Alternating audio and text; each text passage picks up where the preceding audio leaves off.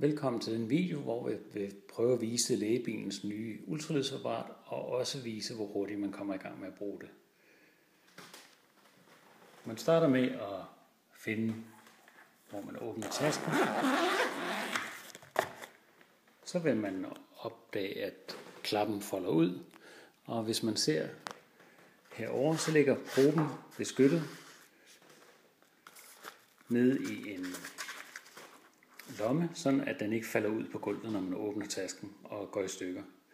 Som standard er den monteret med abdominalproben, og vi har 2 andre prober med. En kardial probe og en lineær probe, som er nem at skifte ud. Det viser jeg lige lidt senere. Vi skal have tændt fra apparatet, og det har en rimelig kort opstartstid.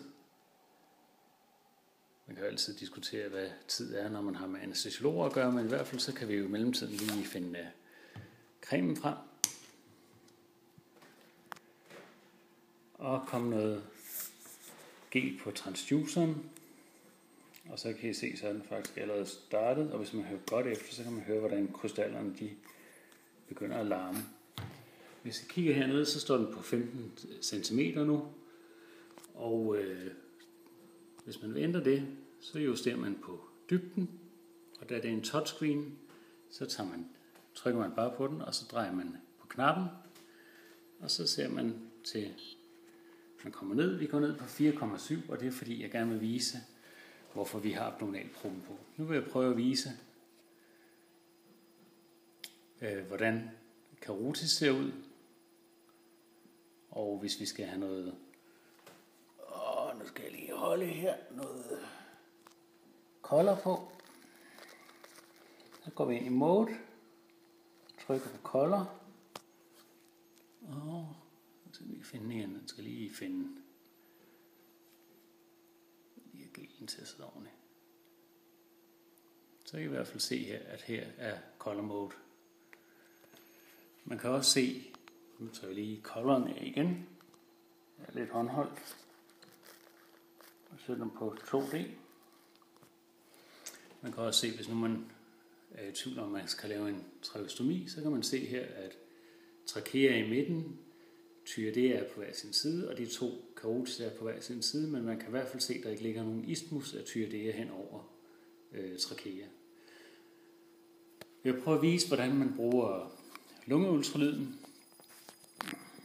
Og hvis vi først kommer herop og ser, om vi finder et bællegnet sted, der var der 2 ribben her, og også hjerte. Vi går lige om på den anden side.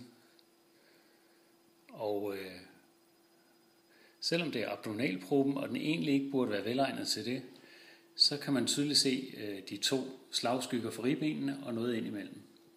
Og her skal vi så over i M-mode. Nu vil jeg lige se, om jeg kan finde ud af at bruge højre.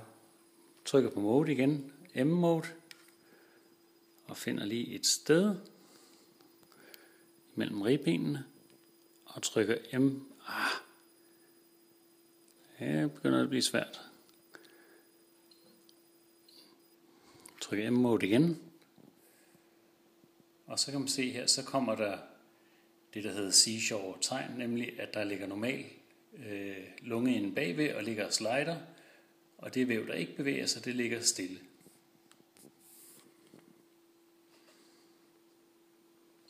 Og tilbage til 2D igen. Jeg vil også lige prøve at vise, hvordan man måler størrelsen på noget, og her der har jeg valgt billedet før med karotis og vena jugularis, og så har jeg trykket på freeze, som er i nederste venstre hjørne. Nu står der bare unfreeze, hvis man vil åbne den igen. Og den måde man får en måleramme ind er ved at trykke på caliber. Så kan I se, at der kommer en stiplet linje ind. Og når man bevæger på knappen heroppe, så er den markerede linje bevæger sig. I det her tilfælde bevæger den sig til siden.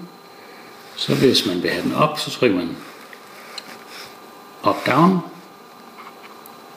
Så bevæger den sig op. Og nu skal vi, det er så den ene kryds, der er placeret. Så skal vi placere den anden. Trykker vi select. Så kan vi bevæge den anden. Der står stadig på up-down. Skifter vi left-right. Kommer den ind på, og vi skal lidt længere op. Sådan der. Og hvis vi vil have en ny måleenhed ind, hvis vi måler karotis, så trykker vi på kaliber. Så kommer der et nyt stykke ind, som vi kan dreje rundt på, placere op down. Og vi vælger den anden. Og left right. Og nu forsvinder den, fordi den kommer tæt på. Vi kan se hernede, at A-stykket det er 1,04 cm, og B-stykket er 0,71 cm. Jeg vil nu prøve at vise, hvordan man gemmer billeder til senere brug. Her har jeg for eksempel igen fundet et seashore-tegn, det vil jeg gerne gemme. Jeg har trykket på freeze, det behøves man jo ikke, den gemmer også undervejs, dynamisk. Men ellers trykker man på save, og så kommer der et bip. Og hvis man vil se alle sine undersøgelser igen, så kan man trykke på options og review. Og så kommer det sidste billede frem. Man kan trykke på list, og så kommer der flere lister frem. Man kan se her, der er lavet en undersøgelse i dag ved en, der hedder DKA. Så er der lavet en anden undersøgelse af en patient, der hedder Anders And, og så er der lavet en undersøgelse af PIL. Hvis man for eksempel vil vælge Anders And og se, hvad det er for noget, så kan man trykke på review, og så kommer man ind på en color-undersøgelse af karotis. Hvis man vil gemme det, så inde på listen, så markerer man, hvilken undersøgelse man vil have, og så trykker man eksport til USB, og så ryger den over på USB, når man sætter en USB-nøgle i, og det gør man herovre på siden inde ved transduceren. Det næste videoklip, jeg vil vise, er, hvordan man skifter til en anden transducer, og for dette er det praktisk at vide, at over i venstre side, så sidder apparatet fast i et strømstik, som man kan ødelægge, hvis man bruger alt for meget vold. Så det vi gør, det er, at vi lige så stille lister apparatet ud i siden. Det kan ikke komme meget mere ud end det her.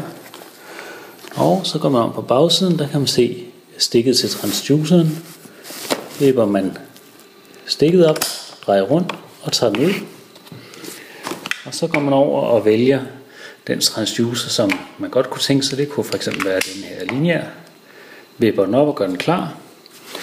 Og så sætter man den ind i et velegnet hul, drejer rundt og vipper ned, og så sætter man lige stille apparatet på plads igen, og man kan se heromme allerede, så er den klar igen, og har allerede fundet transduceren, og vi skal lige have lidt gel på. Sådan der. Og se, den starter den her som standard på lige en rød prik fra gelen på 3,8 cm. Og så kan vi se her, at jeg sætter den op. Det er det tilsvarende billede fra før. Vi så med abdominalgruppen med karotis lige i midten. Så man kan se, at det er meget mere detaljeret og pænere billede til det her brug. Men at abdominalgruppen jo absolut godt kan bruges til at se patologi. Det laveste, den kan komme ned på, det er 2 cm, og det højeste, det er 9 cm, og de andre prober, det er fra 4,7 og til 30-35 cm, lidt forskelligt fra den ene til den anden. Hvordan at vi gør den klar til transport igen, så vi tager proben ned i beskyttelsesrummet, folder ledningen ind, og vi slukker. Det går rimelig hurtigt. Vipper låget op.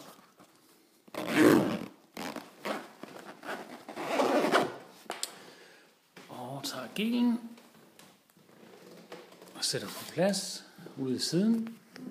Og proberne har jeg mellemtiden lagt op i toprummet heroppe.